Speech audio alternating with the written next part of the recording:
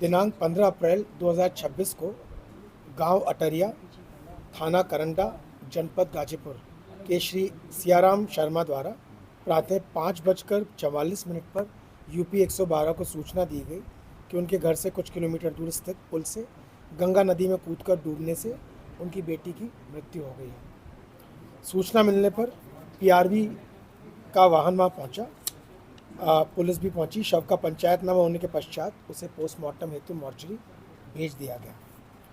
Postmortem में परीक्षणोपरांत death due to drowning यानी डूबने से मृत्यु होना पाया गया। अन्य किसी चोट के निशान नहीं पाए गए।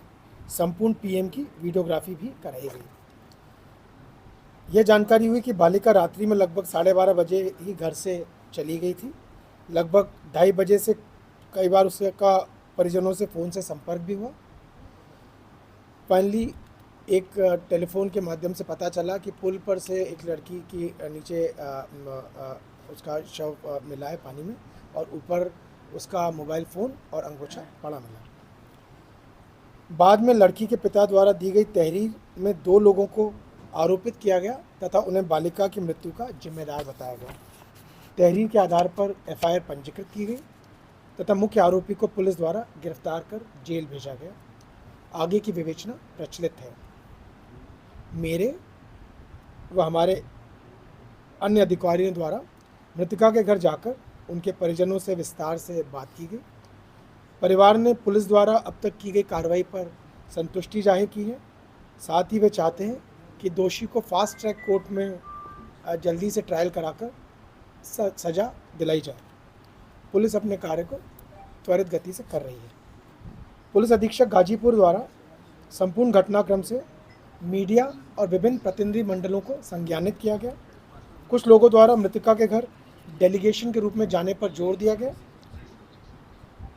मना करने पर भी जब वे नहीं माने तो 15 सदस्यों के प्रतिनिधि मंडल को अनुमति प्रदान की गई, परंतु वे 250 से 300 की संख्या में गांव के बाहर एकत्रित हो गए। उसके बाद यह स्थिति देखकर मृतका के परिवार को वहीं एक चौराहे पर लाकर उनसे मिलाने का प्रयास किया गया। तभी गांव के ही एक अनिल यादव नामक व्यक्ति ने, जो डेलीगेशन के समर्थन में था, एक ग्रामवासी की पिटाई कर दी।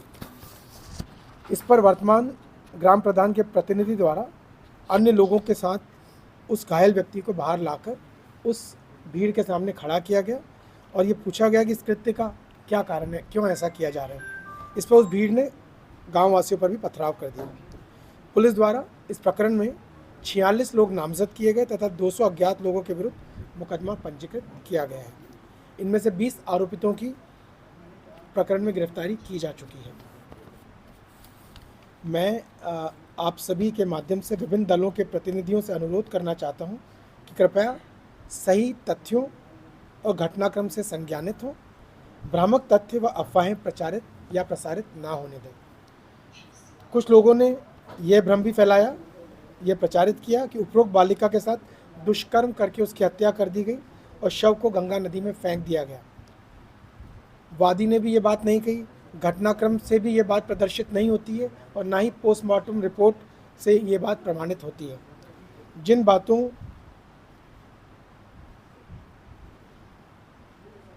का प्रमाण नहीं है, ऐसी भ्रामक बातों से तथ्यों के विपरीत जाना उचित नहीं है। ऐसी बातों से परिवार व उनसे जुड़े आम जनमानस में रोष उत्पन्न होता है और अशांति भी पैदा होती है। पुलिस की ओर से मैं आप सभी को आश्वस्त करना चाहता हूं कि हम घटनाक्रम में शामिल प्रत्येक नामजद और अज्ञात आरोपी की भूमिका का गहनता से परीक्षण करेंगे। जिनका दोष है उनके विरुद्ध कानूनी कार्रवाई की जाएगी और जो निर्दोष है उन्हें भी न्याय दिलाया जाएगा। आप सभी से ये अनुरोध है कि हमारे आसपास गांव में, इस इलाके में, जनपद में सांप्रदायिक वैमनस्यता उत्पन्न ना होने दें। लोगों के बीच में इस प्रकार का झगड़ा ना हो। पुलिस पूर्ण प्रतिबद्धता के साथ अपेक्षित कार्रवाई कर रही है। न्यूनतम समय में इस कार्रवाई को विधिक प्रक्रिया अपनाते हुए हम संपन्न कराएंगे। सर, ऐसे में जिस तरीके से राजनीतिक दलों में अखिलेश यादव, प्रियंका गांधी, राहुल गांधी का एक ट्वीट आता है, वो भी इसको पोस्ट करते हुए ट्वीट करते हैं, सर इसको किस नज़रिए से देखा जा रहा है?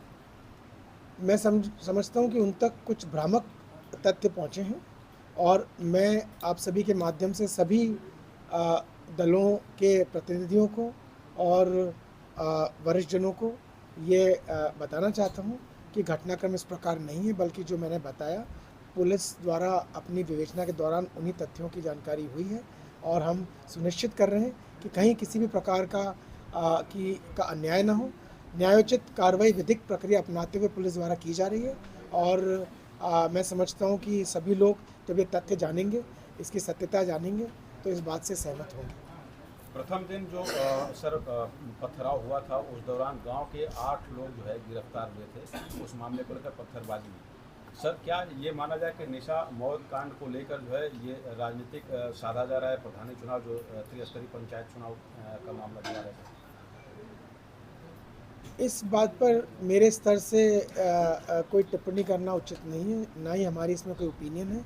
हमने अभी तक हर वो व्यक्ति जिसके द्वारा घटना में नकारात्मक भूमिका निभाई गई, उठाकर हाथ से पत्थर किसी पे फेंका गया, आइडेंटिफाई हुआ, चिन्हित हुआ, उन्हीं लोगों की हम गिरफ्तारी करा रहे हैं। इसमें हम ये नहीं देख रहे कि किस समुदाय के हैं, किस जाति के हैं, किस धर्म के हैं या किस दल के हैं। हमारे लिए ज़्यादा आवश्यक है कि कौन व्यक्ति कानून का उल्लंघन कर रहा है, उसके विरुद्ध कार्रवाई की जानी चाहिए। सर, पीड़िता परिवार से मिलने के लिए अखिलेश यादव ने अपना एक प्रोटोकॉल जारी किया सर 29 अप्रैल को। सर, क्या लगता है? मेरा यही कहना है कि जो सत्यता है वो आप लोगों के सामने हमने रखी है।